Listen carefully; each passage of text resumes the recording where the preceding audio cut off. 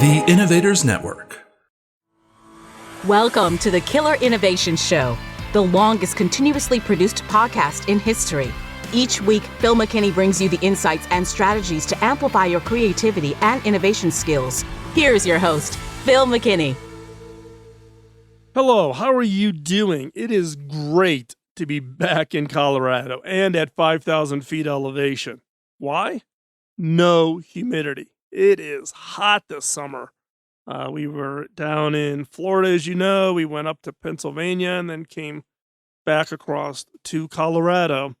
And now I remember why I live in Colorado at 5,000 feet elevation. And that is, you do not feel the heat. You do not have the humidity like you have in the South or on the East Coast. I have a quick question for you. Do you have regrets? Do you have any regrets? I'm sure you do. There are things that you've done in the past that you wish you hadn't done. Things you wish you could have done or you should have done. We all have them. Now, this is today's topic, but specifically about innovation.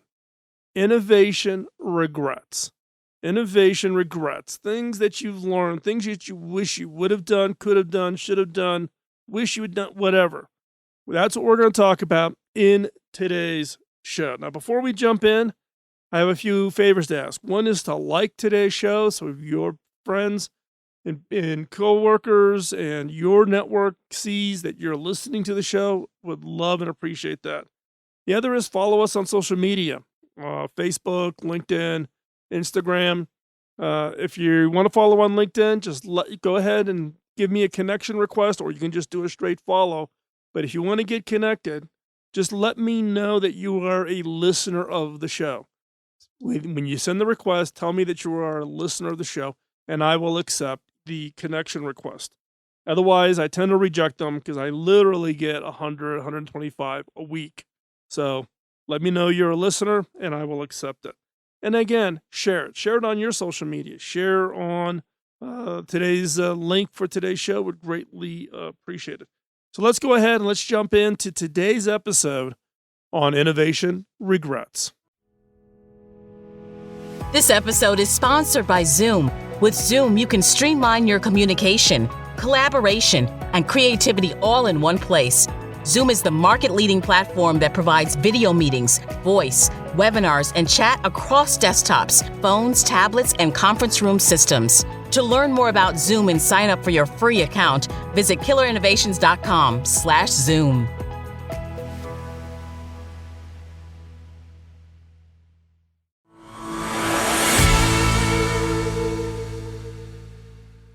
Regret can be one of those emotions that can derail your future. We will constantly rehash things that have happened in the past. And we're not always asking ourselves, what if I'd done something different?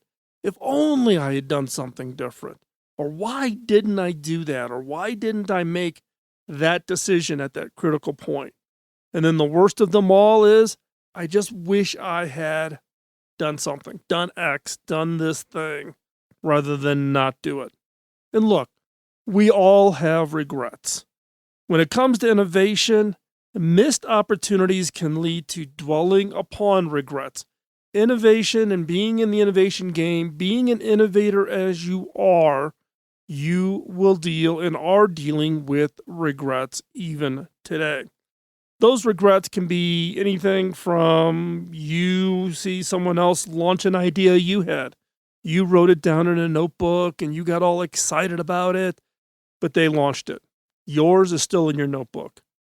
Or if you're inside of an organization, a competitor releases a new product or service that you were working on, but they launched it first. They got it out the door. I'm going to share with you 3 of my innovation regrets. These are ones that I tend to spend way too much time dwelling on. Asking myself those what if questions, if only questions, and why didn't I questions. And at the end, I'm going to share with you what I learned, and I'm going to give you some pieces of advice on how to deal with and move on from innovation regrets. Because if you do not move on, and you hold on to that history and you hold on to those what ifs, that is going to hold you back. You are not going to be able to move forward. So let me go through regret number one. And this is the early days of computer viruses. This was when I was director of product development for a company called ThumbScan out of Naperville area, a suburb of Chicago. This was a fingerprint biometric device. I actually started working with them as a contractor. I've talked about it on the show before. I was in Silicon Valley at the time and then moved back to Chicago to become part of the management team when it was funded by Frontenac Venture Capital out of Chicago. Now, we'd gotten a lot of attention for this product. It was a fingerprint biometric device under $1,000 that used a 186 processor. It used some very clever optics to capture the fingerprint. And this was really the first biometric fingerprint reader device that was under $1,000 that you could attach to a PC. Attached to other devices also, but PCs was one of those markets. At that time, there was the very, very early releases of computer viruses running on PCs. And there was a professor out of the University of Cincinnati who had done his PhD thesis on it. He had reached out to me. We were talking about PC security, etc. His thesis started to get some traction, getting some press, and he just happened to mention my name to a reporter out of the Chicago Tribune about myself and my background and my expertise and the work that I was doing in the early days of computer security and protecting PC devices. Well, that turned into an appearance on TV shows and being on radio shows around the country, and New York Times and the Washington Post, Wall Street Journal, Chicago Tribune, The Guardian, all had articles about my work that I was doing in computer viruses. Now, I had sat down and thought about, if these viruses really start to take off. And keep in mind, this was in the very early days. There were very, very few viruses. I had captured some and had set up an air gap system and was playing around with them and had a chance to actually tear some of them apart and understand, what they were trying to do, and also talk to people who were writing viruses. And at that time, it was primarily the digital version of pranks. It was, two geeks, two hackers kind of playing jokes on each other. So I sat down with a notebook and I wrote out a bunch of ideas for how to products and services and those kinds of things around PC security and specifically viruses. Now remember, this was 87, late 86, early 1987. So very, very early days. PC didn't get introduced until effectively 1982, 1983 is when the PC industry really came into fruition. Now, here's the problem. I wrote down all these ideas in a notebook. Many of the products that you see out there today were ones that I thought about in the notebook, but I became biased. ThumbScan sales were not doing all that great. People were not buying fingerprint biometric devices to secure their PC. So only authorized people had access to the PC. Remember, at that time, there was no Windows. So all you had was MS-DOS. There was no login prompt. There was no security. Anybody could sit down at anybody's PC and sit down and start using it. But people didn't see the value of it. It's one of those technologies way before its time, way before it's needed. Now most every laptop out there has a fingerprint scanner built into the keyboard deck. So when I saw the ThumbScan sales go down and saw how hard it was for it to get any kind of attraction, I just never thought security work would be something people would be willing to pay for. So I just took all of those ideas in the notebook and set them aside. And guess what? Norton Utilities and McAfee and all of these guys who I know and knew in the industry at the time all took off and ran creating these products and became quite successful. So what was my lesson learned in this innovation regret? The lesson I learned was I was way too close to it. I was looking at ThumbScan, a fingerprint biometric device that I was very, very involved in, very interested in, had invested a huge amount of time and energy in making that product be a great technical, cost-effective solution. And I correlated people's interest in that product to an entire industry segment. My mistake. Now I look at the other was I looked at the now. What were people buying now? And I didn't think about what could be, what could happen if viruses became a major issue, if other people, the bad people, had figured out new ways of breaking into your PC. What could they learn from it? What would they do with that information? I didn't think about that. I was just looking at the now, and I correlated to saying there's no market. I've got all these ideas. I got other things to work on. I'm just not going to commit the time. My other big mistake is I didn't re-look at it. I didn't look at it as others, as I saw McAfee and others launch their antivirus software. I didn't go back and say, well, I got better ideas, and I was, became very well known in the computer virus industry in the 80s, and I walked away from it. I had an opportunity to leverage my reputation, all the press I was getting, all the free PR that was happening around it. I didn't go back and look at it. Why? Because I didn't want to be the second person out. I didn't want to be the third person out with an idea. And that was another big mistake, a regret. And why was that? Because look, first people out never really typically create the best product. Google is not the first, search engine, as an example. And so therefore, you don't have to be first. You have to be willing to innovate in your own way, the value that brings. So again, one of my big regrets, this opportunity that I just totally missed, totally didn't leverage. So a unique position I had because of the free press I was getting and all these TV shows and radio programs and all these news articles that were written about me and my work in computer viruses all the way back, starting in 1985, 86, 87. So big regret. And it's one I tend to think about, particularly now when we see and read all the press about ransomware and all the computer security issues and the break-ins that are occurring, and phishing attempts and viruses and those types of things. So missed opportunity, big one. Wish I could do that one over again. The next innovation regret I have is it was a project that I refer to as 6 degrees. So this was the whole concept between 6 degrees of separation. So you, in your ability to link through people you're only no more than 6 people away from everybody else. So you can correlate yourself to pretty much make a connection to anybody through 6 other people, 6 degrees of separation.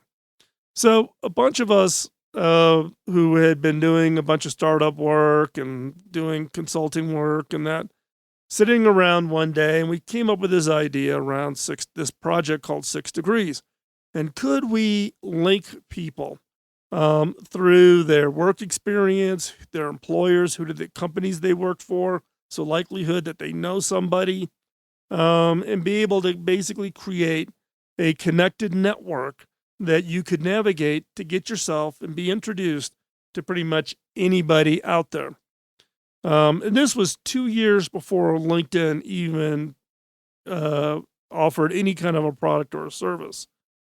And we were thinking about it. We actually laid it all out, thought it was a pretty cool idea. What happened? We wrote it all up. Great idea. And then we got distracted. Got distracted by a new shiny object idea, a new idea. And we dropped it, didn't move forward with it. 2 years later, LinkedIn comes out, turns into being a huge success. So what's the lesson learned? The lesson learned was I did not lack for ideas. I had notebooks, and I still have notebooks upon notebooks upon notebooks of ideas. What I did not have at that time, I had not built a ranking process. So that if I get a new idea, rank it against the list of my current projects And does it bubble to the top or not? That allows me to stay focused. I didn't have that. So I got this great new shiny idea. And this is a common trap. New ideas always look shiny. We tend to get bored. We tend to push so far in our existing ideas. As soon as we hit some frustrations or slow down or whatever, and this new idea comes in, we naturally gravitate to the new idea. Not that it's a better idea. We just jump to it because it is a new idea.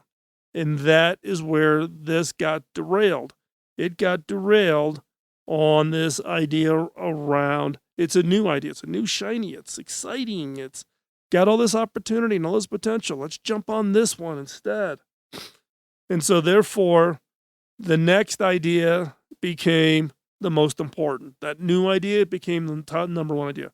And then the new idea became the number one idea. And if you're a person who generates lots of ideas, you're constantly hopping to the new idea and not really being methodical on ranking your ideas and then taking that new one and seeing where does it fit into the rank. It may not be the best idea. Add it to the list, but it should not be the one to distract you off of working on your best idea. The other fallacy on this one is I put too much weight into thinking that I was the proxy of the customer for 6 degrees. I'm a person who likes to get connected to people. I like to keep track of what other people are doing to see if it's something that's interesting. I've worked hard over my career to build and maintain a network. And back before LinkedIn existed, it was a lot harder. LinkedIn makes it a lot easier to stay up on where people are at today. What are they working on? What are they thinking?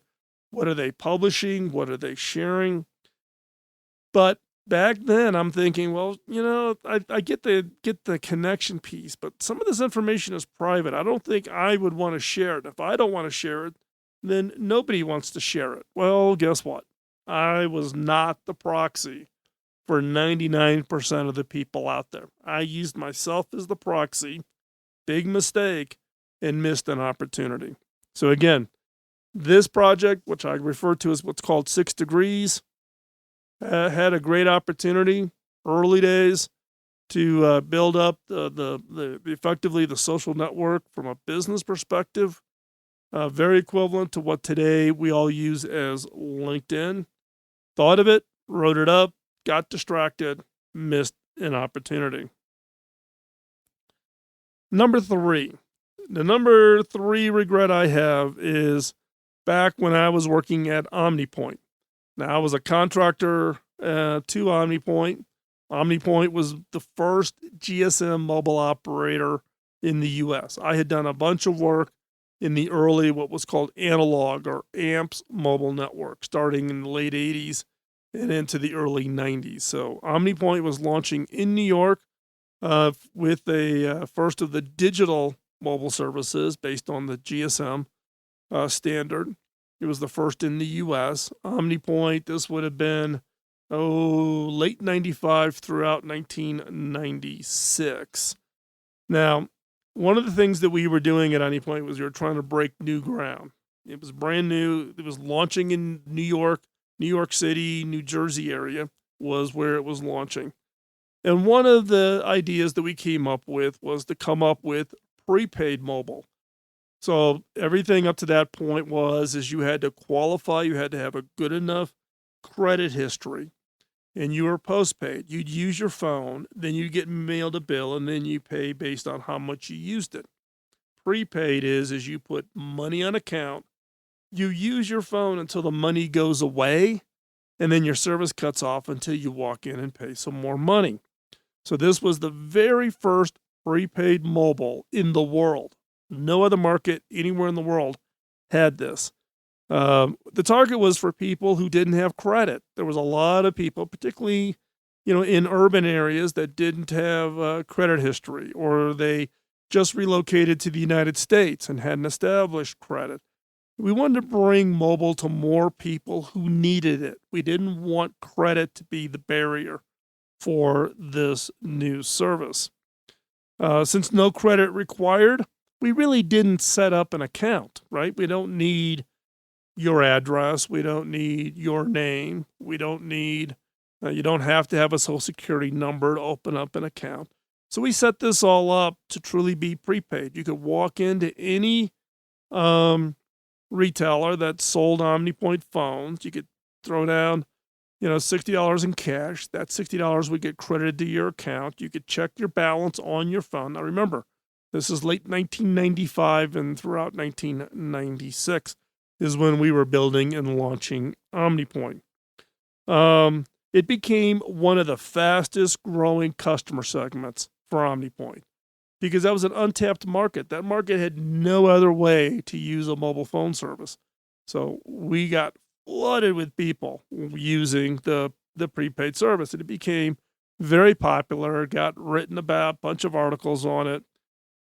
Then the challenge came in was that criminals soon discovered these anonymous phones. Since they didn't have an account attached to them, they didn't have your name, they didn't require your address or social security number.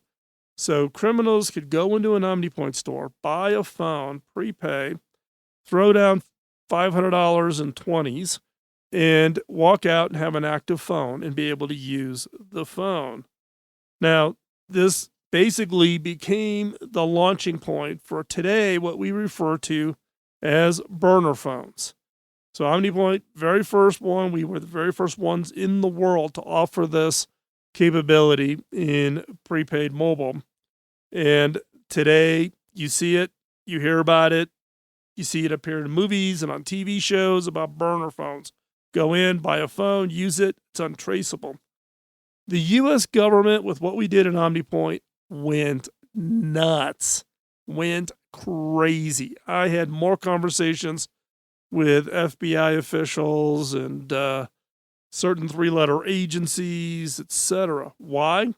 Because at the time, subpoenas cannot be issued to a phone number. You don't subpoena a phone number. You subpoena Joe Smith's phone, but it has to be attached to the individual. It must be to a name. Since there's no name attached, if the FBI served a subpoena to Omnipoint to say, tap Joe Smith's phone, since that account did not have Joe Smith listed and you couldn't correlate it, you could not apply the subpoena.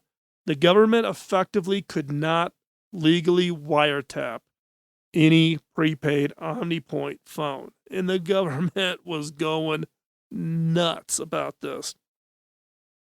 And so it became a big issue. And but Omnipoint stuck to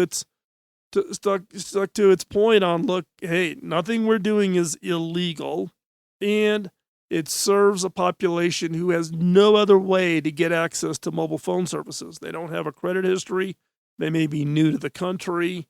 They live in a cash economy, whatever it might be, and those people deserve phone services.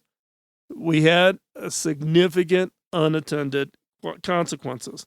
As a result of that, other operators around the world said, wow, someone's figured out how to do real-time prepay phone services, because you have to keep track of literally every call. So as the call ends, you have to be able to know how much money to deduct to know whether or not you make the next call for them and when their balance runs out, all those kinds of things. And many other operators duplicated how we did it at Omnipoint within their own networks, in effect, opening up mobile services for a whole part of the population who would never have access to it, but created a global phenomenon in the form of burner phones. Now, the effect of this, though, was the fact that you had this unattended consequence, right? We thought about the here and now. We thought about what it was we were doing to serve an unserved population that was not on anybody else's radar screen, and we were hugely successful in doing that. However, we did not look for the unintended consequences. Would we have done something different? Yeah, possibly. Maybe we require an ID in order to create a valid account so that you could correlate it. And I can sit here and be all kinds of regrets, like, oh my gosh, I created a capability of burner phones. And you think about all the actions other people have taken using burner phones. And, you could feel that guilt. You could feel that frustration. You could have that regret. But you need to move on. You need to move beyond what could have been. I learned a lot from this. One, don't think anything's impossible. You can do it. However, look for the unintended consequence. Look for that situation of somebody using it in a way that you did not intend for it to be used. So in summary for today's show, look, we all have regrets. I've got tons of them. I'm sure you have regrets. I'm sure somebody also has tons of regrets. We all have regrets. If you've been, around, if you're an adult, you've got loads of regrets. If you're younger, you may have a few regrets. Trust me, you will get more as you go older. I have a ton more regrets than I've listed here. I'm only sharing with you three distinctly different kinds of regrets to innovation work that I have done. Now, what I have done with all of my regrets is I have a special moleskin notebook and I write them all out. I write my regrets out. What did it's kind of a post-mortem catharsis kind of an exercise, but I list them out. And what would I have done differently around, each of those? And now once I've written all of them out, then I finish them, close the notebook, don't think about them, and move on. To move forward, you have to let go of the past. You have to not dwell on them. If you dwell on them, they're taking brain cycle times. They're taking energy away. You have to write them down, acknowledge them, document them. When you've done that, close your notebook, put the notebook on the shelf, and move on. Move on. Like I said, to move forward, you have to let go of the past.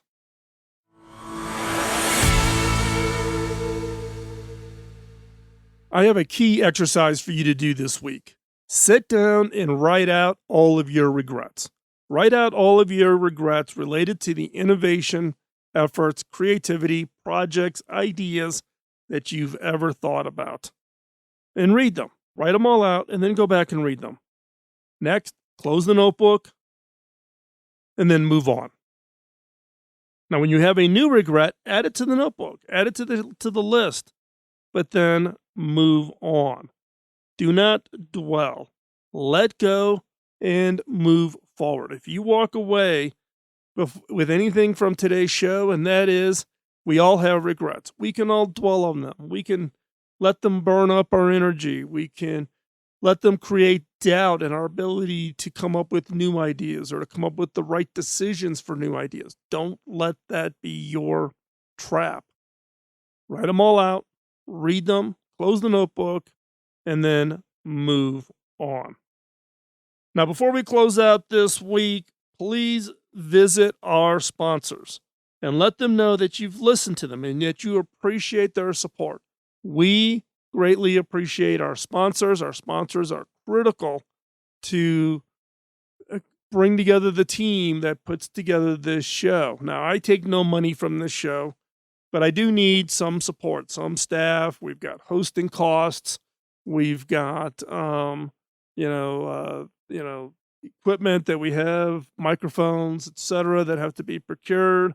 And we have a small staff, a couple full-timers, mostly part-timers, who come and help support and make us help us produce the weekly show. So please visit our sponsors and let them know that you listened and you heard about them on the show and that you appreciate their support of the show. It is so critically important that they hear from you. Also, give us a review wherever you're getting this show, however you're listening to it. Put a comment up. Let them know that you listened to the show. Give them your thoughts about the show. I would greatly appreciate it. And also, tell others about the show. Help us spread the word. help us grow our subscriber base. We have been around for 17 years. We're in season 18. We've been at this for quite some time, but always looking to expand our listener base. And again, I just want to extend my sincere appreciation for the time out of your busy schedule that you give us by listening to the show. I greatly, greatly appreciate it. Thank you for your time, and hope that today's show brought you some insight and some ideas and some things you can do to get beyond any regrets you may have around your innovation. And with that, we'll talk to you next week. Bye-bye. Podcasting nonstop since 2005, this has been the Killer Innovation Show on the Innovators Network. This show is distributed by the Innovators Network. For more information and other great shows and content, visit theinnovators.network.